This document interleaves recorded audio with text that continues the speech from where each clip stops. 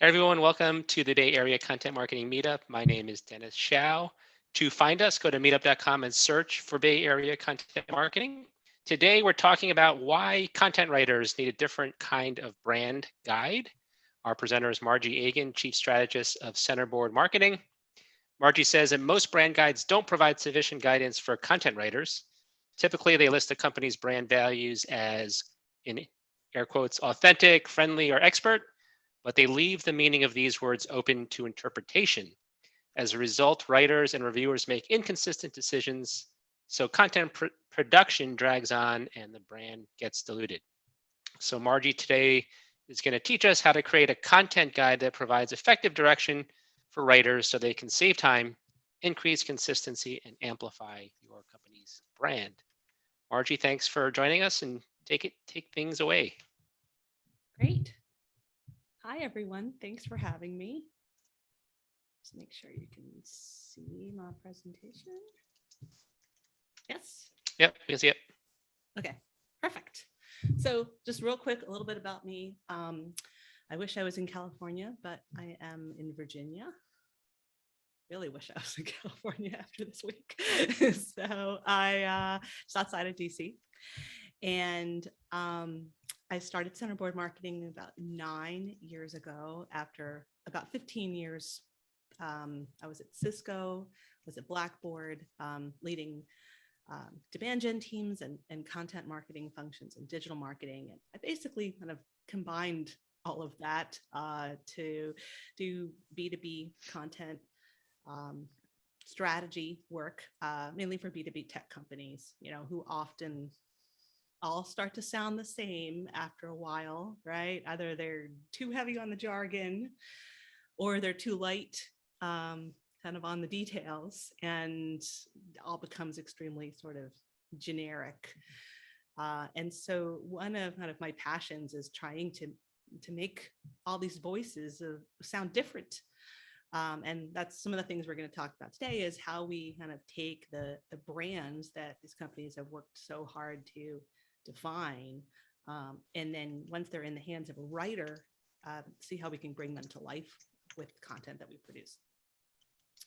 Now, and some things that I've found as an outside consultant, I'll come in for 3 months or 6 months and work with companies to kind of develop their brand voice and start setting up some guidelines and audit content and do some trainings.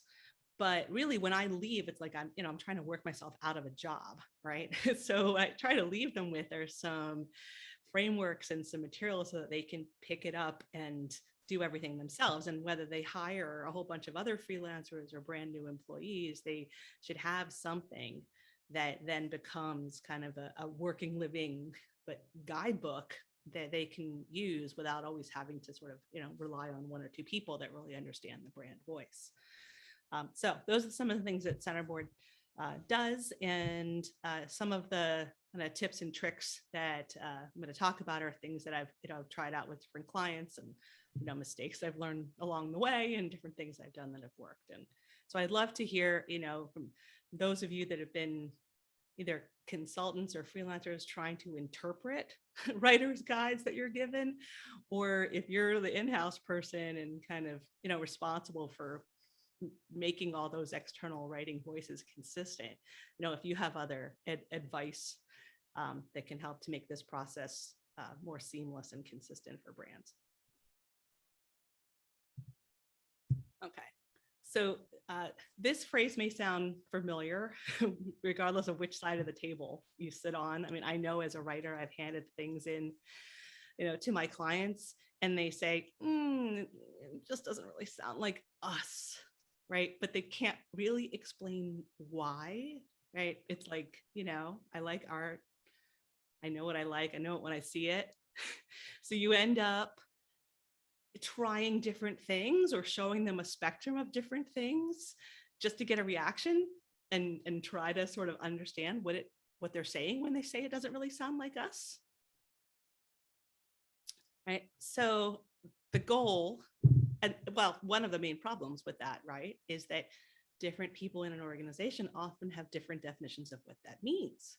So that, especially if you have multiple reviewers, right? And multiple voices. We've got the editors and the subject matter people. They disagree with each other, which is no fun for the writer, right? Who's waiting to see how all the feedback shakes out, and everybody's fighting with each other and pulling in different directions, which means content gets stalled in the production, right? The campaigns don't launch on time, the website is delayed, and salespeople are angry. And, ultimately somebody just sort of makes the call that's like, all right, you know what, we just have to get it out the door. and that's sometimes just, how things progress along the cycle.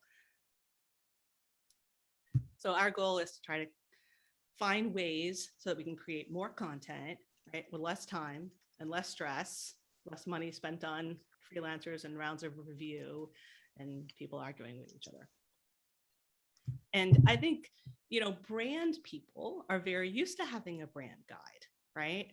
Why do writers need a brand guide? Well, we deserve one. Look at how the brand people are getting, these very detailed guides of use it like this, but don't use it like that. And what if it's on purple? And what if it's on black? And, all these sort of real life types of situations that designers might encounter, right, when they're trying to manage a logo or a brand. And these are sort of, a typical kind of brand guide that a designer might receive. Whereas the writer's guides are often just grammar, right? Something I could probably look up on Grammarly. If I'm a good writer, I should know some of this anyway, right? So maybe there's a few little tweaks about how they might decide to capitalize certain things, or if they are fans of the Oxford comma or hate the Oxford comma or whatever. But generally, this is kind of like, this is your comparison, either it looks like this and we get maybe a little paragraph at the end of it, or it looks like this and they're essentially teaching us grammar. So you end up possibly, if you're lucky enough to get a little blurb at the end of the brand guide, it might look something like this. I took this from a former client of mine, right? So it gives you like a list of these attributes, what we are and what we are not. But really, like if you actually look at this and you try to discern, well, what do I know about this? Well, most companies would want to be on the left side. There's nothing that distinctive, right, about saying that you're supportive and respectful. And nobody would ever want to be on the right side, right? So by just putting, oh, we're not patronizing or we're not cold, that doesn't really tell you, sort of when you've strayed too far, for example, or, when you're maybe sounding like another company. It should be fairly obvious that we don't want to sound unaware or cold. I'm not really adding any value. So let me just stop for a second and see, like, is this sort of hitting on some points that you guys feel and see in your work lives as writers? Absolutely. Yeah. Okay. So let's talk about how do we solve the problem? What should a writer's guide actually cover? So there's really 3 different elements, right, of what I would call a writer's guide when we're giving guidance to writers. And they work in harmony, but they really are kind of different aspects of creating guidance for writers. So one is sort of the brand voice, which is actually kind of making, I put brand personality because it's sort of like actually making your brand feel more like a human being. So that if someone has not met the people at the company or spoken to the people at the company, all they're reading is your words, right, on the website or in a brochure, they should still get a sense of what the culture is like, what the people are at the company are like, almost as if the company was a person itself. And this has to do not just with word choice and the words that you pick, but kind of the rhythm and the pace of how you write, right? So, a politician might speak in very like simple, short sentences. A poet might be much more sort of like mellifluous, and they just have a very different way of speaking. You get a sense of what that person is like, right, by how they put their words together and how they put their sentences together. That's really where we spend the most time when we're developing these guides, is the voice. And then the tone is related to voice, but whereas voice is really kind of static, it's the big picture, and it pretty much doesn't change. Once we've defined the voice, this is the voice for the company for a long period of time. The tone can shift. The tone can become dynamic. And so that you can kind of dial up or dial down different aspects of the voice. And it really depends on who your audience is and what kind of situation you're in. So we'll talk a little bit more about the difference of that and kind of some examples of that as we go forward. And then finally, style is really the mechanics, right? Do you use the Oxford comma or not? Do you use title case, right? When to use dashes? And sometimes companies have their own rules in addition to just, the AP style guide or the Chicago style guide or whatever. So all three of these things work in harmony, but, we all in life tend to use some of these words interchangeably, and certainly clients do. So, just getting sort of on the same page from the beginning. If someone says, can you produce a style guide for us? Just to kind of dig into what are you really looking for? What is the goal here, right? And often it turns out that what they're really looking for is a voice guide. Okay, so let's talk about voice. Anybody ever done any of these kinds of like brand attribute types of exercises? So I often work with brand people, and I am not the visual designer person at all, but this is a similar kind of exercise that you can do kind of hand in hand with a design team as well. You have an organization that basically, let's say they're like these folks here, right, that we were looking at before. They've got a list of attributes. They all sound really good, right? But it's in addition to the fact that the left are all positive and the right are not positive, there's a lot of things on this list with not a lot of prioritization, right? So I'd like to know as a writer, is it more important for me to be supportive and empathetic? Is that like my core being? Or is it more about being inspirational, right? Or informed, where I sound really smart? Which one of these should I lean into the most?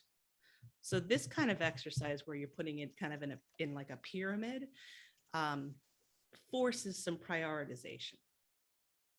So I've done this, in the before times, in a room with people with sticky notes. And it's really fun to do it that way because you've got people getting up and moving around. You hand out sort of your cards with these different attribute names on it, and everybody's like moving around and arguing and saying, no, this should go on top of this, and that should go over here, and that should be definitely not what we are. But you can do it online too. This is, I think this is not Miro. I think it's, a different kind of mapping tool, but you could literally even do it in PowerPoint and just have people even ahead of time, like in an Excel doc, and have them sort of rank what different individuals think they think the key brand attributes of the organization are. That's very interesting to see often if you have 6 different leaders of an organization, right? and they disagree. It's healthy, right, to kind of bring these things out in the open and say, well, this VP over here thinks that it's more important to be, empowering, and the other one thinks it's supportive. So, there's possible extremes to that, empowering is like, we help you do all the work and you're the champion. Supportive might be like, don't worry, we've got you covered. We're going to take care of everything. So even underlying these words, there's all these nuances to what that actually means to people and how it might work in practice. So I spent a little time sort of doing this kind of exercise where the sort of different groups of words go into this pyramid. The core, the table stakes, is basically something you believe you are, but honestly, anyone in your organization, anyone in your market could also say, right? Then as we move up the pyramid, you get a little more specific. What's defining? What are some of the things that really make you you? And then the last one that you can't really see there is differentiating, right? What are the things, if we had to put something, if we had to pick 3 that are at the very top, what are things no one else could say, or at least not say with as much proof as you can say? Then we've got this group of what we're not. So we take some things off the list. Often that's the first thing that's easiest to do. Take some things off the list first, and then we've got this group that we have to order. Okay. So once we sort of are on the same page, at least about what we're going for, what our targets are, right? Who we want to be, then we can start to put it into practice. There's a lot of messages that many tech companies say that it's, our tools are easy to use, right? That's like something that many technology companies want to say about their products. Our tools are easy to use, right? So you can see, depending on what your kind of brand attributes are, you might choose to say, this is easy in a very different way. If you are like, an adventurous and pioneering brand, you might want to hit hard on the fact that it's new, that you've discovered it. You're doing things maybe for the very first time. If you're like really rebellious kind of a brand, right? Then you're going to use more aggressive kinds of language, I don't love the like breaking down silos, right? But throwing out the tools that you hate to use. These are pretty like strong, aggressive kinds of words. The supportive guiding brand, again, like showing you're the guide, showing you to make things easier. The jokey kinds of brands, have the video with the 3-year-old doing it and look how easy it is to do. Magical brands use words like invisible. So, I've made my magic wand. I don't show exactly how I do it, but poof, right? It's almost like magic. And then there's kind of the protective or defender kind of brand where, they stand between you and disaster. They're protecting your time and energy. So you can kind of see like they're all saying literally the exact same thing, which is this is easy. Our stuff is easy to use. They're just saying it in an extremely different way.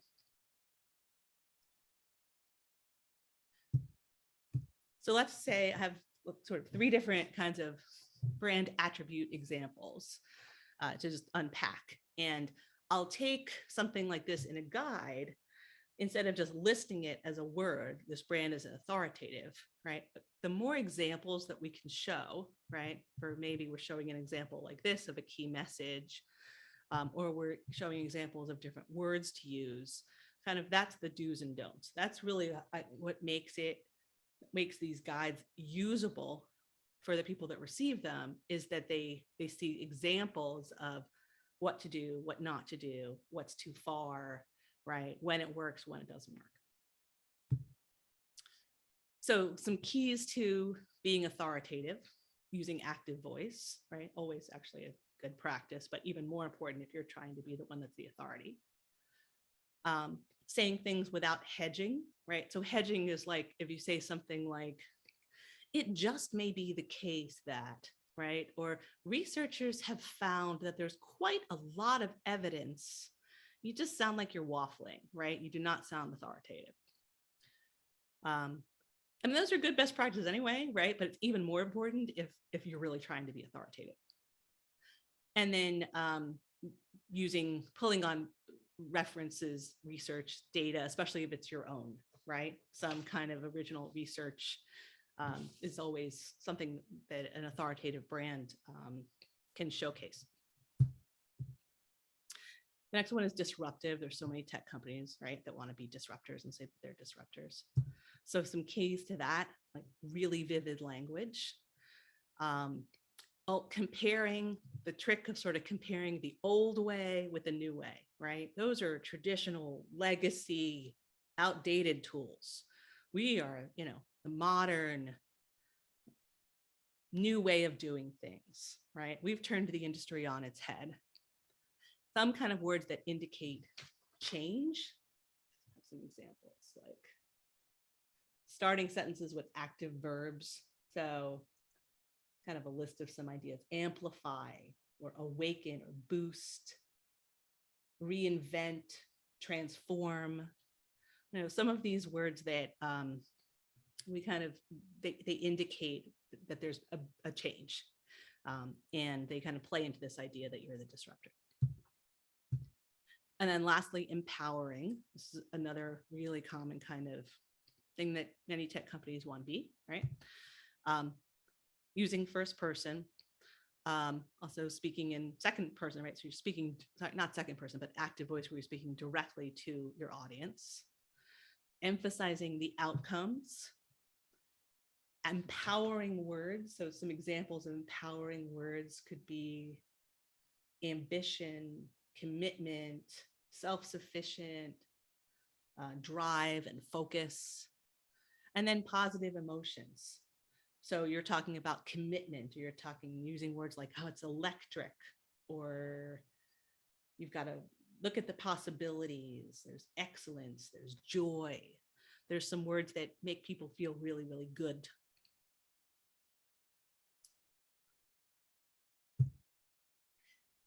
Then the nuances. And this is where I think that this document has an opportunity to really become a living, breathing kind of document, because there's only so many examples you can think of, right?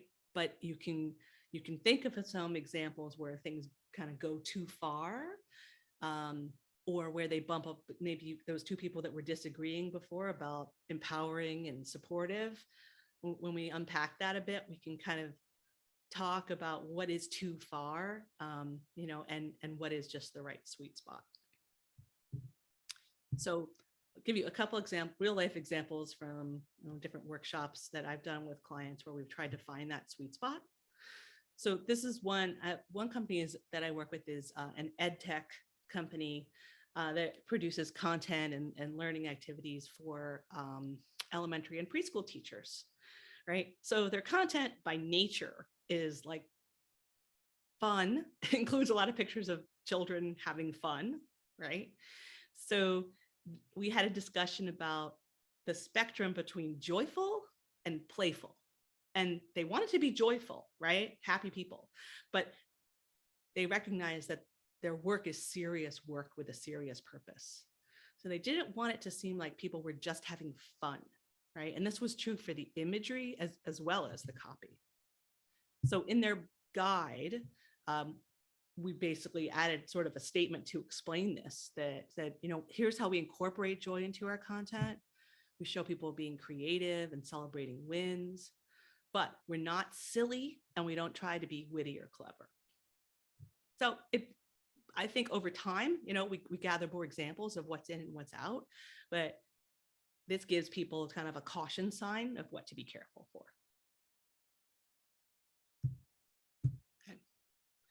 I have a cybersecurity client that hates the word simple. They like easy, but they hate the word simple because they think what Dennis is thinking. Why? Because their enterprise software, highly configurable, right? Highly professional, super mature, super advanced. And if you call it simple, it makes it seem dumb, right? It makes it seem like it's just basic, like off the shelf consumer, anybody could buy it and it's really cheap, right? So we have this caveat in their guide that says never refer to our solutions as simple. They're comprehensive and mature and designed for complex use cases. We can call our competitors simple because they only offer basic functionality. But here's some words you might use instead, right? They're easy to install. They're easy to navigate.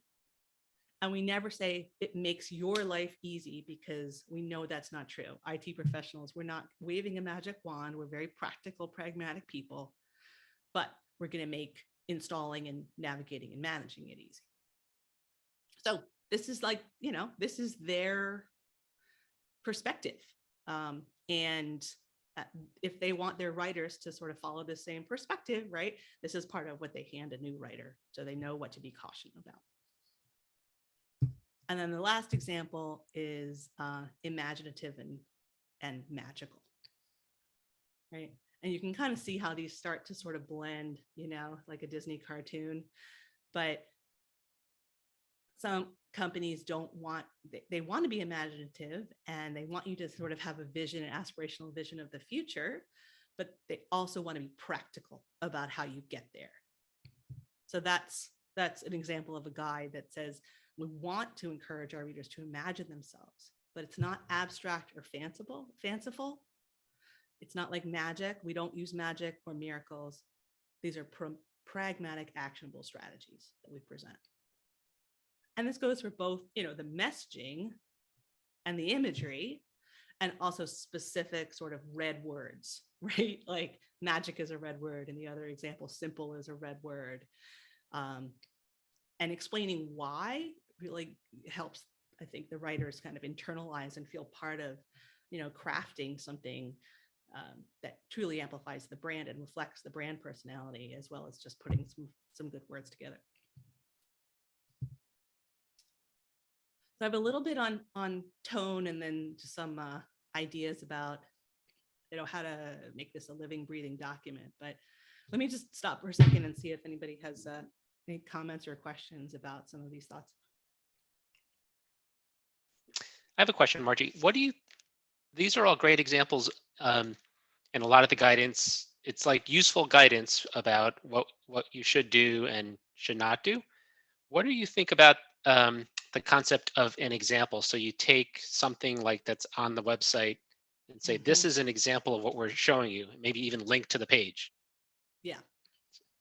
Yeah. So I tend to do some of that more in a workshop rather than in a guide, because things change. I mean, so there might be some, we might add some in a guide, but I think also getting a few people, maybe just from one particular group in a room, maybe doing it in small workshops, is a great way to bring that to life. And you don't call out their names necessarily, like, oh, Dennis wrote this, and it was crap, so let's all dissect it in the room, right?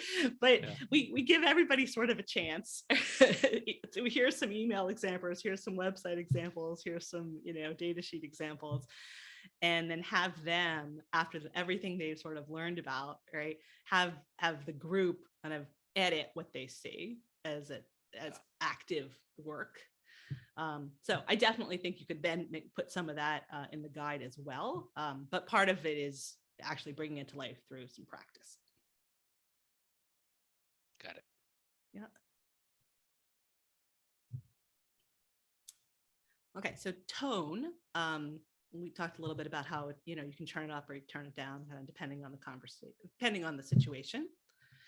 So sometimes that you might change actually the words that you use could depend on your audience, who you're talking to.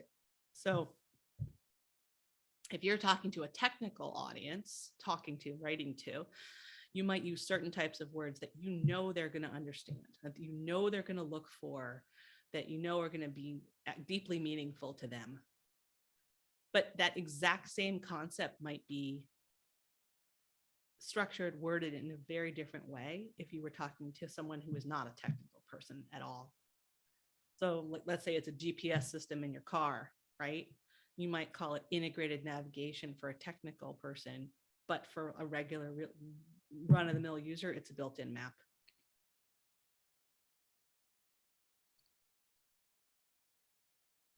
Okay.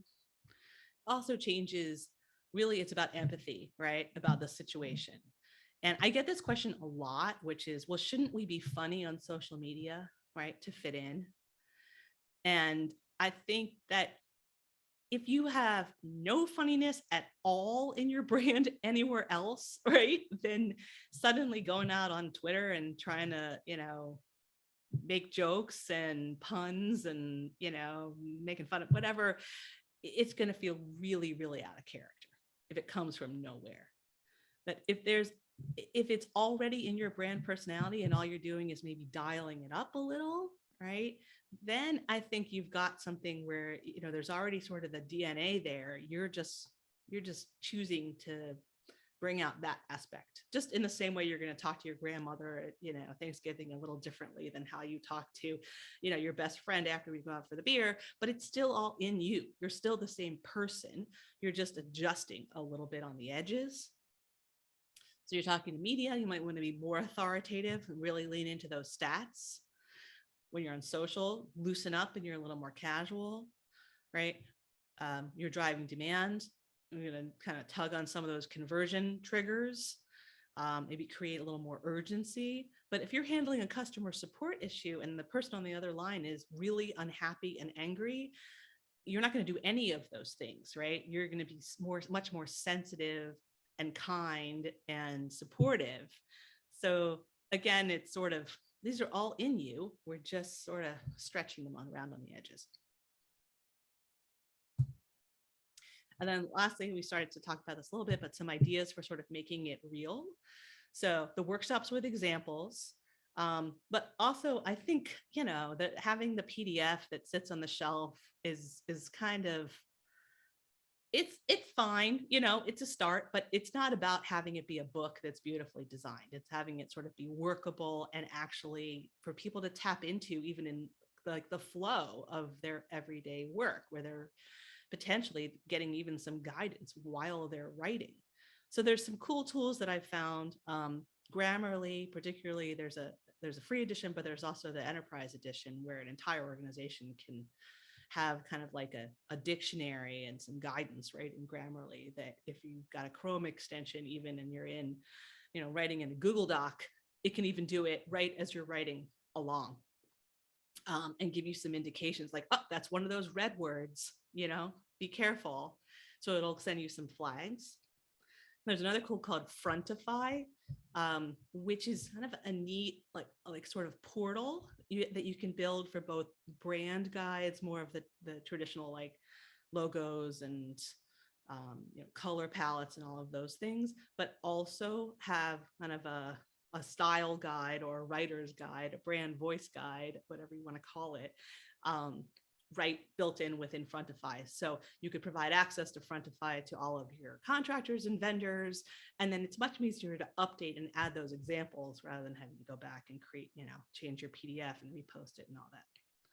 And then reviewing it, at least annually, anytime there's some kind of big situation, like there's a merger, there's an acquisition, there's a launch, there's something that, happened in the market. But if you have a content committee, this could be one of the things that they look at, once or twice a year as a group, just to make sure it's still on target, right? Because organizations evolve, leadership changes, styles change, right? And so let's take a look at it at least once a year, if not more, to just make sure that it's living. Oh, then I'd love to hear what thoughts you guys have and any other questions. And I'd love to stay in touch. So here's some information about me, LinkedIn and so forth. And some of this information is in a book that I wrote actually a couple of years ago now, but there's more on my website and I'd love for you to check it out. Thanks, Margie. I have a question, if you don't mind, and I just put it away. So we find that multiple reviewers of our content, they tend to water down the brand voice and revert to jargon. And this, I guess, goes out to the wider team of listeners here too. Any creative ways to promote the writer's guide to a large team of content creators? So as in we've got engineering and execs and so on, weighing in on words. Right. So how can we bring them in line without watering down our brand voice? So is there any kind of central content owner or even kind of committee of people that maybe those are that then have their tentacles out into these subgroups?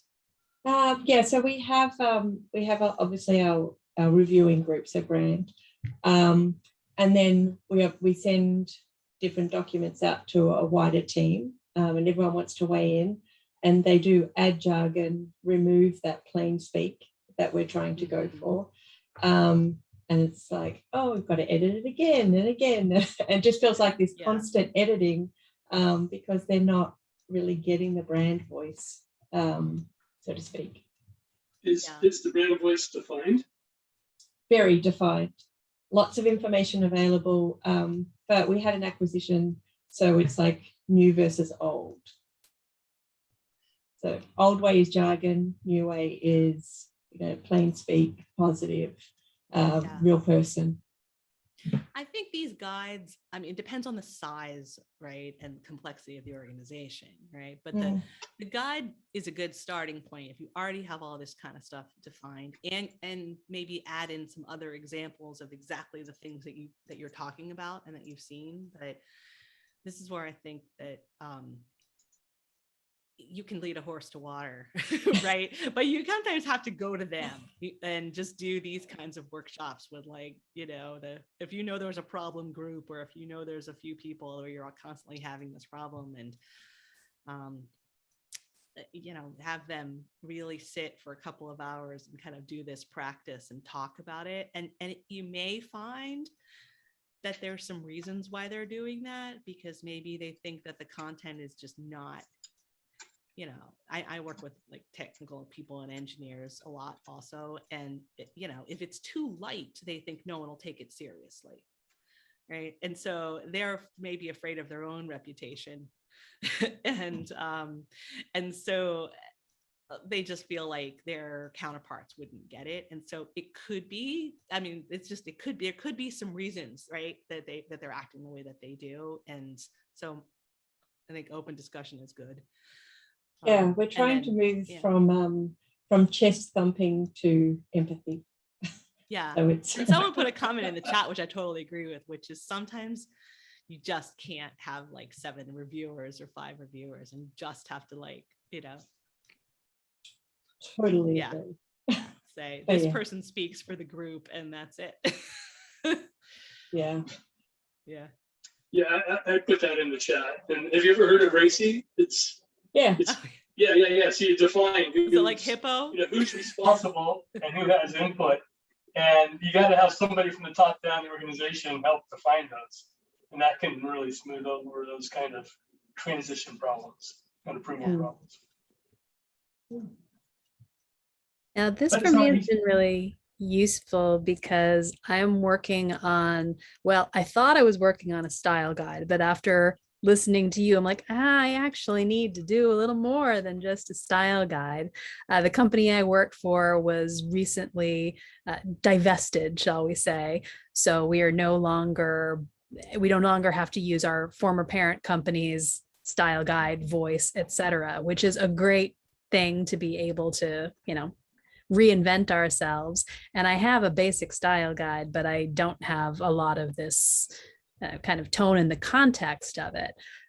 Right now, every single piece of content that is outward facing is supposed to go through me. So I am constantly a bottleneck. I also am trying to empower people to write better first drafts to make it easier, and so I don't have to do as much editing on everything.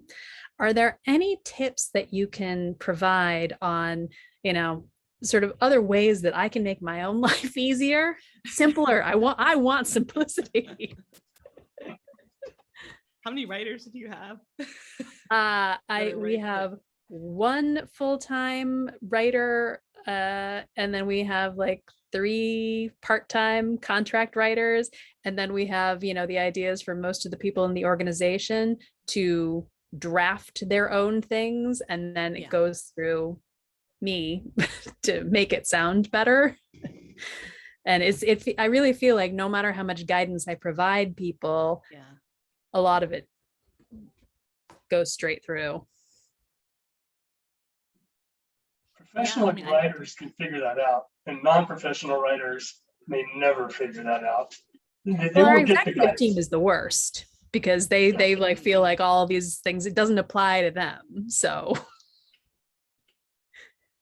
yeah, I mean, it can be a journey, right? And finding the right writers, and like, especially if you have subject matter people that you want to highlight and you don't want to step on their enthusiasm. Right? Yes, and most of our subject matter experts they're not writers. Right. So they need someone to translate. No, honestly, and I wish this wasn't the case, but a lot of times I have found that it's actually easier to have the subject matter person interview the subject matter person, or even have them record themselves on audio, and like take the pressure away from them, or the expectation away from them that they even have to be a writer. Yeah, we want their knowledge, but we're not expecting them to be a writer, and like just set that expectation from the very beginning. So then they don't have to feel like it's their words, it's their ideas. So I know that sounds easier said than done. No, and we do that. The problem is then, Yeah. it gets drafted and then this They the do SME reviews it and then adds all this stuff. You're like, I have no idea what you just said. Yeah. So who does marketing report through on the executive staff? CMO reports to the CEO. The CMO. So, I mean, you got to have the CMO on your side or you're never going to get it solved, I don't think. Maybe you just need more editing resource. I don't know. But it seems like you got to get the CMO in your court, working with the executive team.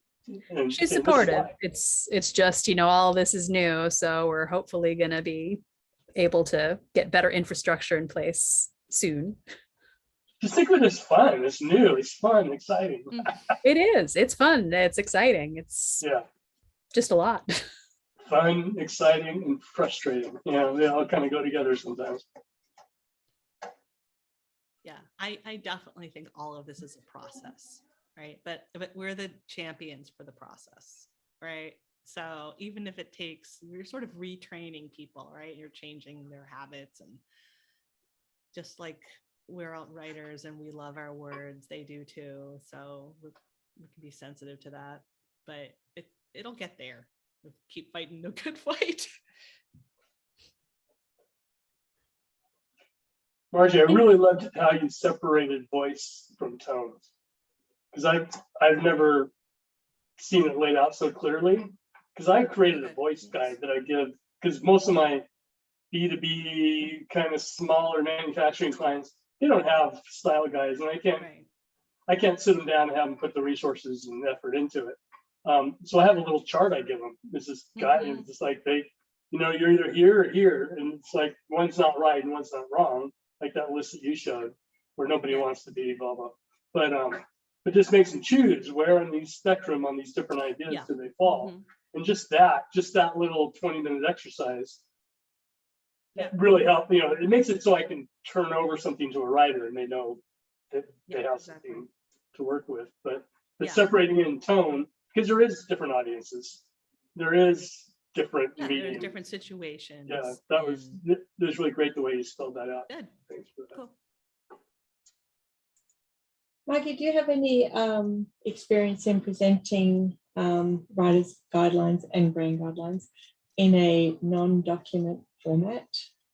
As in, when you say, is the document long? Yeah, they are long. Right. Yeah. I mean, I've done them. I've done presentations, right, and especially when you've got a big group of people that you're revealing it to, right, rolling it out to. But those couple of tools that I mentioned, Grammarly and Frontify, they're more interactive, so they're web-based tools. And what's cool about that is, at least Grammarly, some of these things, not everything, but it'll catch just the same way it catches, like, oh, it's passive voice. Do you want to change this to active? Right. In that same way, it'll say, this is one of your like red words that we don't use. So it's good for some things like that. And it's a plugin, really. So it makes it much more real when people see it right in the moment they're writing. So that's another thing, to catch some of those things, right? So you could put like a bunch of those jargon terms, just for example, right? Future proof, like that, your people use all the time. And if it flags it while they're writing, maybe that cuts out at least half of the things that you would then end up having to edit later on, and you have more time to focus on the other 50%. Yeah, I didn't know you could personalize it to that level, so that's good. Yeah, I think it has to be the non-free edition, but for an enterprise, it's or at least maybe for a group of people that regularly write, that they get their access. It's a cool tool, and I'm sure those things are going to evolve, because I still think those are still fairly new, like those editions, and I've only in the last year really started playing with them, so I'm sure there's going to be more of that kind of stuff. Yeah, Grammarly is great. I can imagine writing. I can't imagine tweeting anymore without Grammarly. Yeah. It's a great tool. I went for a couple of years using the free tool, and I just 6 months ago moved up to the paid tool. But then that might be something, if you can, if you put some guidelines, build some guidelines into that, and get the executives to use that, just the whole quality might just be elevated a bunch before it ever gets to you. Great suggestion. Thank you. Yeah, I never thought about the enterprise. I didn't know about the enterprise features, so that's great. Autodesk uses that, right, Rich? Well, I came off mute and camera to offer up, we're a different use case in that we're a publicly held 40-year-old company of more than 10,000 people. So we actually use a tool called Acrolinks. Some of you probably heard of it. It's like the industrial enterprise version, I think, of Grammarly. I think Grammarly is more B2C. They're constantly advertising me. Yet at B2B, it's like a spell checker on steroids. And we have a slightly different situation that we have brand guidelines that talk about voice and tone, and they're getting a lot of attention now because we just went through a rebrand that launched in September. So we have a whole different look and feel and slight tweaks to our persona, our principles, our voice, those principles in practice, et cetera. One comment to make that more memorable, because it's a lot. We use alliteration, we use acronyms. I of course haven't memorized it, but among the acronym is for our brand principles is coach, confident, optimistic, accessible, curious, human, COHCH, right? So there are little mnemonic tricks you can do to try to get what is a huge volume of information across to the intended audience. And I work as part of an editorial style council with our friend Nicole with CC Holland. She kind of leads that effort, and in which various stakeholders from lines of business have a seat at the table to make influence on our editorial style guide, which does get into the nitpick of grammar and style and whatnot. We mostly adhere to Chicago Manual, although there's some old school AP folks, and we have these debates, right? The thing is, I don't humor myself that the intended audience really, and it's external. If you go to styleguide.autodesk.com, you can see it. It's a work in progress.